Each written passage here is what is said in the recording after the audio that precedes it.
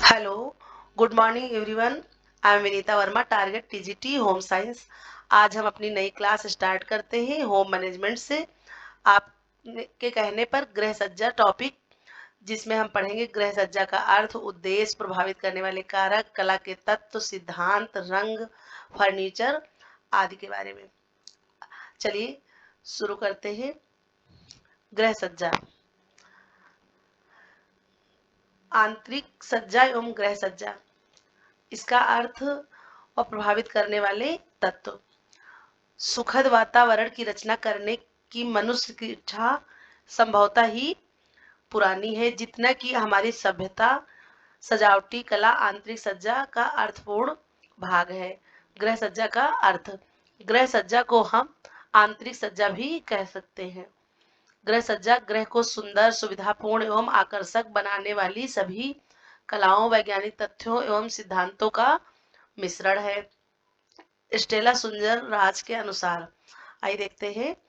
आंतरिक सज्जा एक सृजनात्मक कला है जो कि एक साधारण घर की कायापलट कर सकती है। आंतरिक सज्जा को प्रभावित करने वाले कारक या तत्व। आंतरिक सज्जा को क्या चीजें प्रभावित करती हैं वो हम देखते हैं। संरचनात्मक तत्व, वातावरण के तत्व, मुख्य उपकरण, फर्नीचर, अन्य तत्व, इनके द्वारा हम घर में बदलाव ला सकते हैं। गृह सज्जा के उद्देश्य, देखिए गृह सज्जा को हम किस भावना से, किस उद्देश्य से करते हैं वो हम देखते हैं। धार्मिक भावना के लिए गृह सज्जा करते हैं। स्थान प्रदान करना, बौद्धिक वातावरण उत्पन्न करना, परिवार के लोगों की संतुष्टि आदि के लिए घर की परिसज्जा या सज्जा करते हैं। कुछ प्रमुख उद्देश्य इस प्रकार हैं। सुंदरता, अभिव्यक्ति, औपचारिक, अनौपचारिक, ये बिंदुओं हैं जिनका हम इस्तेमाल करके गृह सज्जा को उद्देश्यपूर्ण बनाते हैं। क्योंकि कोई भी सज्जा है, अगर उसका कोई उद्देश्य नहीं है, लक्ष्य नहीं है, तो फिर वह निरर्थक हो जाएगी। इसलिए हम गृह सज्जा भी उद्देश्य पूर्वक करेंगे। आइए हम देखते हैं सजावट की या सज्जा की शैलियां, कि किन शैलियों के द्वारा हम गृह सज्जा करेंगे। यह 3 प्रकार की है। नंबर 1 पारंपरिक शैली, ट्रेडिशनल। नंबर 2 देसी शैली। नंबर 3 आधुनिक शैली। इन शैलियों से हमने सजावट के बारे में जाना है। देखिए जानते हैं पारंपरिक शैली के बारे में। जब किसी विशेष कला की सज्जा को उसके मौलिक रूप में प्रयुक्त किया जाता है, तब वह पारंपरिक शैली कहलाती है। जैसे इंग्लिश, स्पेनिश, फ्रेंच, इटालियन व ग्रीक, मतलब हम इनकी कॉपी करते हैं, इस तरह से अपनी शैली में हम इनको उतारते हैं।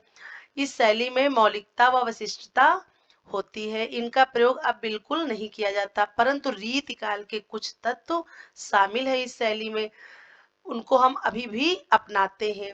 जैसे तत्व है, कौन कौन से, दरवाजे हैं, खिड़कियां, घुमाव का प्रयोग मुक्त रूप से अब भी आपको देखने को मिलेगा। नेक्स्ट है देसी शैली। यह सामान्यतः पारिवारिक होती है। यह बड़े शहरों से बाहर अर्थात नगरीय शैली के विपरीत होती है। इसमें अनौपचारिकता एवं सादगी को महत्व दिया जाता है। शहर, छोटे गांव के मकानों में भी देसी शैली के फर्नीचरों का प्रयोग होता है। एक सफल देसी शैली के घर में निश्चित रूप से सभी कला के तत्वों का ध्यान रखना आवश्यक है। इसमें केंद्रीय रंग, एक रूपता, पोत, खुरदरा व विस्तृत और उचित माप की आवश्यकता होती है। अर्थात गृह सज्जा के ये जो तत्व हैं, रंग, एक रूपता, पोत, खुरदरा व विस्तृत, इन सबको हम उचित माप के द्वारा क्या करेंगे, इनका संतुलन देखेंगे, इनको प्रयोग करेंगे। इस प्रकार से हमको जो है शैलियां अपनानी चाहिए। ऐसी सज्जा करने पर सार्थक प्रयास होगा हमारा। नेक्स्ट देखते हैं आधुनिक शैली। 20वीं शताब्दी में नए प्रकार की वास्तुकला, गृह परिसज्जा व अन्य वस्तुएं विकसित हुई। इसे अंतरराष्ट्रीय क्रियात्मक इकाई भी कहते हैं व 20वीं शताब्दी की शैली भी कह सकते हैं। आधुनिक घर उसके अंदर व बाहर के जीवन की अभिव्यक्ति करते हैं। अर्थात जो आजकल के घर हैं उनमें ऐसी शैली प्रयोग की जाती है कि बाहर की सज्जा को देखकर ही हम अंदर तक के अनुमान लगा लेते हैं कि उसमें कैसी शैली का प्रयोग किया गया है। और इस शैली को क्या कहते हैं? प्रजातांत्रिक शैली।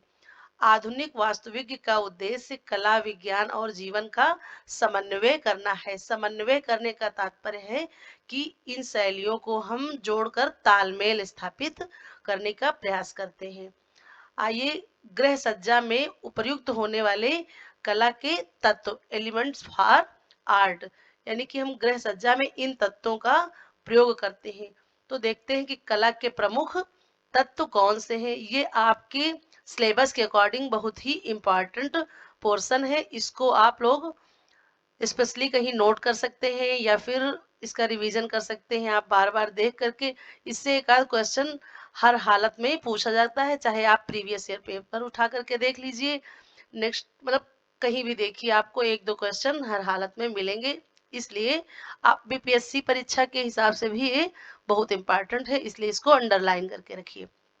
कला के तत्व 7 हैं। नंबर 1 रेखा, 2 आकार, 3 नमूना, पोत रंग, 6 है प्रकाश, 7 स्थान। फिर आइए हम इनका डिटेल देखते हैं। रेखा, रेखा क्या है? दो बिंदुओं के बीच का बहाव, हम कह सकते हैं उसको कि वो रेखा कहलाती है। रेखाएं भी कई प्रकार की हैं। देखिए नंबर 1 है लंबवत रेखा, वर्टिकल रेखा जिसको कह सकते हैं। सीबीएसई बोर्ड वाले, इंग्लिश मीडियम वाले भी इस तरह से समझ सकते हैं। यह लंबाई को प्रदर्शित करती है और उत्साह, जोश, औपचारिकता का प्रतीक होती है लंबवत रेखा। नेक्स्ट है क्षैतिज या समतल रेखा, हॉरिजॉन्टल लाइन इसको बोलते हैं। यह रेखा चौड़ाई को प्रदर्शित करती है और आराम, शांति, स्थिरता, विश्राम को दर्शाती है। यह अनौपचारिक भाव को भी प्रस्तुत करती है। नेक्स्ट है तिरछी रेखा, डायगोनल लाइन। यह रेखा क्रियाशीलता व गतिशीलता को दर्शाती है और इसका प्रयोग सज्जा में थोड़ा कठिन माना जाता है, अर्थात कम प्रयोग होता है। इसको प्रयोग करने के लिए थोड़ा कठिनाई आती है। नेक्स्ट देखते हैं वर्क रेखा या कर्व लाइन। इसे आकर्षक, नाजुक व लोचमय रेखा भी कहते हैं। यह प्रसन्नता, सुंदरता, वैभव का भी प्रतीक माना जाता है। नेक्स्ट देखते हैं टेढ़ी मेढ़ी रेखा, जिगजैग लाइन। यह सीधी रेखा के तीनों प्रकार है, यानी कि हम सीधी रेखा जो ऊपर हमने पढ़ी है, समतल रेखा, क्षैतिज रेखा, वक्र रेखा, इनको जो है मिला करके बनती है। लंबवत, क्षैतिज और तिरछी रेखाओं के संयोग से बनती है और प्रत्येक रेखाओं के चित्र जो है हमने साइड में बना दिए हैं, आप उसका उदाहरण देख लीजिएगा। नेक्स्ट कला का तत्व है आकार या स्वरूप कह सकते हैं हम। जब रेखाएं किसी स्थान पर जुड़ती हैं तो इसके परिणाम स्वरूप आकार का निर्माण होता है, अर्थात कई रेखाओं को आपस में जोड़ करके आकार का निर्माण होता है। जैसे देख सकते हैं आकार एक है, चार रेखाएं जब समान जुड़ गई तो वर्गाकार आकार बन गया, दो रेखाएं आपस में समान हो गई तो आयत हो गया, या फिर तीन रेखाओं को हमने जोड़ लिया त्रिभुज यानी कि ट्रायंगल बन गया। इस तरह से जो कर्व कर्व लाइन है रेखा, उससे क्या हुआ है, वृत्त का निर्माण हो गया। पांच भुजाओं को मिलने से पंचभुज बन गया। इस तरह से षष्ठभुज है। ये सब क्या है, आकार है, रेखाओं के मिलने से बने हैं। इनको हम गृह सज्जा में उचित स्थान देते हैं। नेक्स्ट है नमूना या पैटर्न। रेखा, आकार, रंग सबको मिलाकर पैटर्न या नमूना कह सकते हैं या डिजाइन भी कह सकते हैं, इसको तैयार किया जाता है। यह चार प्रकार का होता है। प्राकृतिक नमूना, नंबर 2 ज्यामितीय नमूना, नंबर 3 मिश्रित नमूना, नंबर 4 आमूर्त या आधुनिक नमूना। देखिए प्राकृतिक नमूने में क्या होता है, पेड़ पौधों का, सूर्य का, पक्षियों का, नदियों का, समुद्रों का, इसका वर्णन किया जाता है। ज्यामितीय नमूना सबसे पहले आप जो है फुलकारी में भी इसका प्रयोग किया जाता है, पंजाब की फुलकारी में प्रयोग किया था। ज्यामितीय नमूने में क्या होता है कि अधिकतर रेखाओं का तालमेल होता है। मिश्रित नमूने में क्या होता है, प्राकृतिक और ज्यामितीय नमूनों का मिलाप होता है, तो उस प्रकार से मिश्रित नमूना बनता है। चौथा है अमूर्त में, इसमें मतलब कोई एक निश्चित आकार नहीं होता है, व्यक्ति की कह सकते हैं या फिर जो सज्जाकार है उसके दिमाग की सोच पर निर्भर होता है कि वो किस प्रकार के नमूने बनाता है। फिर आइए अगला देखते हैं, पोत यानी कि टेक्सचर बोल सकते हैं। पोत की चर्चा करने पर हमारे मस्तिष्क में कुछ छूने का विचार आता है। इससे दृष्टिगत है कि गुण के साथ साथ स्पर्श जन्य गुण, यानी कि हमको छूने पर कैसा प्रतीत होगा। जरूरी नहीं है कि मतलब हम देखें ही, उसको छूकर भी हम अंदाजा लगा सकते हैं। जैसे कि चिकना, समतल, खुरदरा, रोएदार, कड़ा, लोचमय, ठोस, रुक्ष, लहरदार, नुकीला, यानी कि किसी वस्तु को छूकर हम अंदाजा लगा सकते हैं। इसका प्रयोग भी गृह सज्जा में खूबसूरती से किया जाता है। अगला है प्रकाश, छाया या लाइट। यह भी दो प्रकार का होता है, प्राकृतिक प्रकाश, कृत्रिम प्रकाश। इसको भी आप अपने हिसाब से समझ सकते हैं कि प्राकृतिक प्रकाश है, सूर्य से प्राप्त होता है। कृत्रिम में तरह तरह के प्रकाश आपको देखने को मिलेंगे। छठा है खुला स्थान या स्पेस। दृष्टिगत रूप से कमरे के या अन्य किसी भी वस्तु के आकार में वृद्धि, विश्राम, सुंदरता का अनुभव कराने में स्पेस का महत्वपूर्ण स्थान है। यह भव्यता, शांति का प्रतीक है। नेक्स्ट है आपका कला के तत्वों में रंग। मॉडर्न सेंचुरी एनसाइक्लोपीडिया के लॉग 6 के अनुसार रंग प्रकाश का ही एक गुण है। जिन्हें आंख देखती है, यह विभिन्न प्रकार की प्रकाश लहरों से बनते हैं और यही प्रकाश रंगों का मुख्य स्रोत भी होते हैं। प्रकाश में 7 रंग हैं। विभगोर, या फिर आप हिंदी में जान सकते हैं आह पिनाला, और मैंने इसको शॉर्ट करने के लिए लिखा नहीं है, आप लोगों ने इतना तो पढ़ा ही होगा। सारे रंग अवशोषित होने पर वस्तु क्या होती है, काली दिखाई देती है, और सारे रंगों को परावर्तित करने पर वस्तु कैसी प्रतीत होती है, सफेद दिखाई देती है। कुछ जो परीक्षा के दृष्टिकोण से आपकी बीपीएससी की इंपॉर्टेंट है, मैंने उसका वर्णन कर दिया है। रंगों के परिणाम यह 3 प्रकार के हैं। नंबर 1 ह्यू, कहते हैं ह्यू से तात्पर्य है रंग का नाम, उसका गर्म या ठंडापन। दूसरा है वैल्यू, अर्थात मूल्य। इसमें हम रंग का क्या जानते हैं, हल्कापन या गहरापन। तीसरा है क्रोमा या तीव्रता, कह सकते हैं रंग की चमक या रंग का मंदापन। इससे हम जानेंगे रंग के बारे में। आइए देखते हैं प्रांग के अनुसार रंग का वर्गीकरण। इन्होंने 3 रंग प्राथमिक बताए हैं, ये स्वतंत्र रंग हैं। प्राथमिक रंग प्रांग ने कौन कौन से बताए हैं, लाल, पीला और नीला, और इन्हीं को मिलाकर द्वितीय रंग बनते हैं। 2 प्राथमिक रंग बन जाते हैं, 2 प्राथमिक रंगों को मिलाकर द्वितीय रंग बनते हैं। जैसे कि लाल और पीला मिलाने से नारंगी बन जाएगा। इस तरह से प्राथमिक रंगों को मिला करके हम द्वितीय रंग बना सकते हैं। फिर इसके बाद आइए देखते हैं तृतीयक रंग। 2 तृतीयक रंगों के मिलने से तृतीयक रंग, 2 द्वितीयक रंगों के मिलने से तृतीयक रंग बनते हैं। मुंसेल ने प्राथमिक रंग 5 बताए हैं, लाल, पीला, नीला, हरा, बैंगनी। इसके बाद देखिए हम देखते हैं कला या डिजाइन के सिद्धांत। गृह सज्जा में इसका भी बहुत ही महत्वपूर्ण स्थान है। डिजाइन के या कला के सिद्धांत, प्रिंसिपल ऑफ आर्ट या प्रिंसिपल ऑफ डिजाइन कह सकते हैं। डिजाइन के सिद्धांत के आधारभूत सिद्धांतों की सूची। आइए देखते हैं। कला शिक्षा की फेडरल काउंसिल की रिपोर्ट के अनुसार 5 सिद्धांत बताए गए हैं। नंबर 1 अनुपात, 2 संतुलन, 3 बल, 4 लय, 5 दोहराव। देखिए नंबर 1 अनुपात। अनुपात का सिद्धांत सभी अन्य सिद्धांतों का आधारभूत सिद्धांत है। क्रेग व रस के अनुसार अनुपात संबंधों का नियम है। अलेक्जेंडर के अनुसार अनुपात माप से घनिष्ठ रूप से संबंधित है। अनुपात में पोत, रंग, रेखा माप की स्थापना में अहम भूमिका अदा करते हैं। नेक्स्ट है संतुलन। क्रेग एवं रस के अनुसार संतुलन डिजाइन का वह सिद्धांत है जो विश्राम या तृप्ति का भाव उत्पन्न करता है। संतुलन प्रमुख 2 प्रकार के होते हैं और कहीं कहीं इसके 3 प्रकार भी देखने को मिलते हैं। नेक्स्ट है लय या रिदम। क्रेग एवं रस के अनुसार लय वह डिजाइन का सिद्धांत है जो लगातार ही गतियों की सिफारिश करता है। अगला है लय हमारी आंखों को गति प्रदान करता है, यानी किसी चीज को भी हम देखते हैं तो अगर बराबर बराबर लय बनता जाता है। नंबर एक है लय भी दो प्रकार की होती है, नंबर एक नियमित लय, नंबर दो स्वच्छंद लय। आइए देखते हैं नियमित लय। यह एक रूपता और क्रम प्रस्तुत करती है, मतलब एक ही जैसी होती है।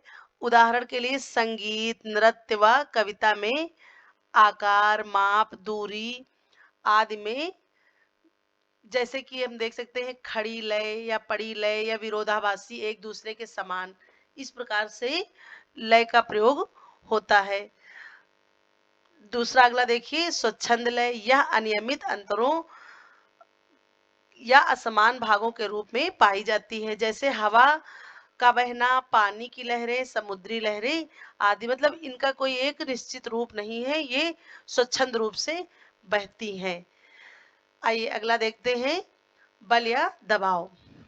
बल डिजाइन के प्रमुख भाग में ध्यान केंद्रित करता है, वह अन्य भाग को गौण रखता है। सज्जाकार कुछ क्षेत्रों में डिजाइन के केंद्रों में बल को स्थापित करता है। किसी वस्तु पर कितना, कैसे, कहाँ, किस बात पर बल देना है, इसका ध्यान सज्जाकार रखता है। दोहराव देख लेते हैं, रिपीटिशन। जब आकारों के आकार एकदम समान हो व नियमित क्रम में दोहराया जाए तो इस सज्जा या डिजाइन को औपचारिक दोहराव कहते हैं। तात्पर्य किसी भी चीज को बार बार दोहराना, इसको दोहराव कहते हैं। आंतरिक सज्जा में रंग, रेखा, आकार को ऐसे दोहराया जाता है जा सकता है जैसे कमरे में एकता का आभास होना। इस प्रकार से हम बार बार एक चीज को क्रमवार करके दोहराव ला सकते हैं अपनी सज्जा में। फिर अगला है एक रूपता या अनुरूपता। यद्यपि उपरोक्त सूची में अनुरूपता या हार्मनी को नहीं सम्मिलित किया गया है, यानी कि हमने जो 5 आपके कला के सिद्धांत देखे हैं उसमें इसको नहीं सम्मिलित किया गया है, तथापि यह एक महत्वपूर्ण प्रारंभिक सिद्धांत है। इसे एकता और विभिन्नता का सिद्धांत भी कहते हैं। रेखा, आकार, बनावट, रंग की एक रूपता एकता का ही भाव है, अनुरूपता कहलाता है। फिर है ग्रह सज्जा के सिद्धांत। ग्रह परिसज्जा हमेशा से महत्वपूर्ण रही है। धीरे धीरे प्रगति से, शिक्षा के विकास से जनजीवन के रहन सहन के स्तर में सुधार आया।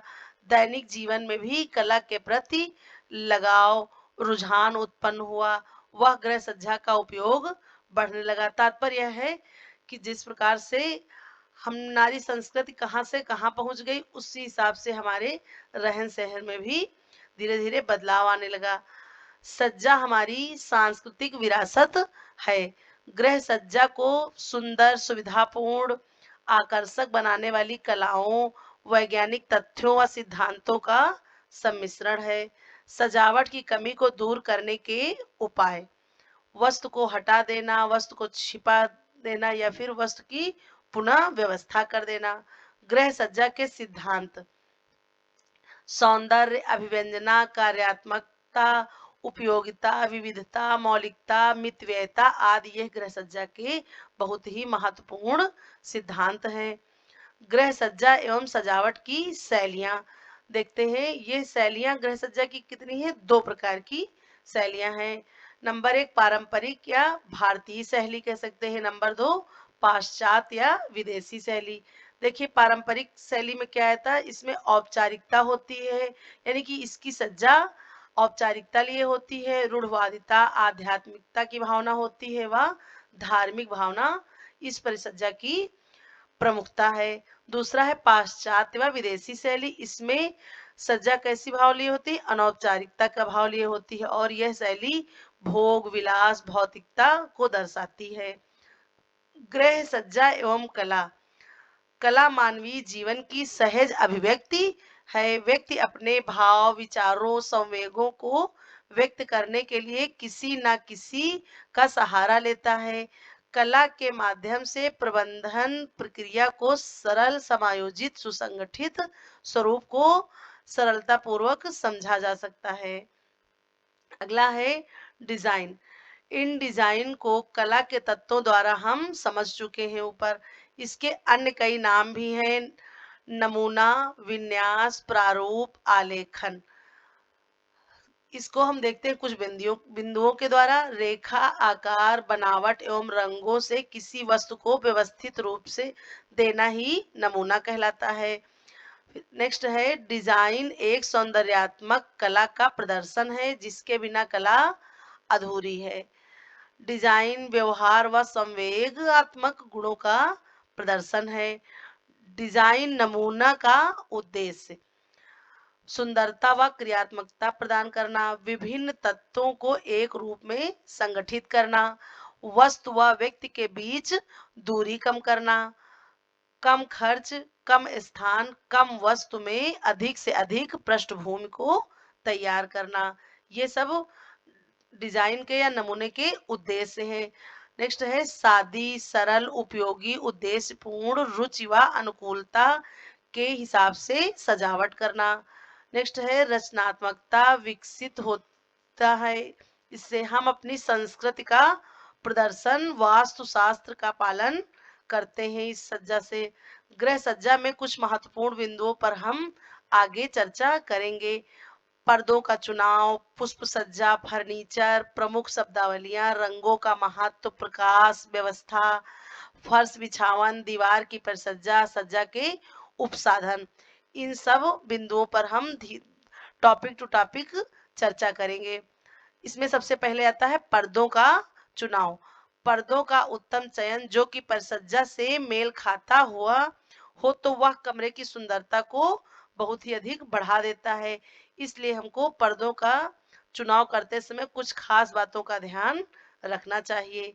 देखिए उन बिंदुओं को हम जानते हैं। पर्दों का रंग पक्का होना चाहिए। वह गर्मी में हल्के रंग का पर्दा प्रयोग करना चाहिए जो प्रकाश को कम अवशोषित करने वाले होते हैं।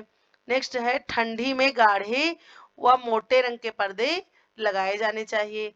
कमरा बड़ा हो तो गहरे रंग के पर्दे, छोटा हो तो हल्के रंग के पर्दों का प्रयोग करना चाहिए। शयन कक्षा में आराम, शांतिदायक, हल्के रंग, ठंडे रंगों का प्रयोग करना चाहिए। बच्चों के कमरे में चटक व नमूनेदार पर्दे लगाने चाहिए। दीवार छोटी हो तो प्लेन पर्दा लगाना चाहिए। दीवार सादी लंबी हो तो क्षैतिज रेखा व बूटेदार पर्दों का प्रयोग करना चाहिए। कुछ प्रमुख रंग। पीला रंग कृत्रिम स्वाभाविक प्रकाश का प्रतीक है। सुनहरे रंग से अंधेरे कमरे में प्रकाश हो जाता है। हरा रंग आरामदायक, शीतल, स्फूर्तिवर्धक का प्रतीक है। ये बहुत ही इंपॉर्टेंट पॉइंट है, इनको अपने नोट्स में नोट डाउन कर लीजिएगा। लाल रंग प्रफुल्लता, बड़प्पन, दिखावा, स्वागत का प्रतीक है, परंतु यह लाल रंग आंखों में चुभता है, इसलिए यह आरामदायक नहीं है।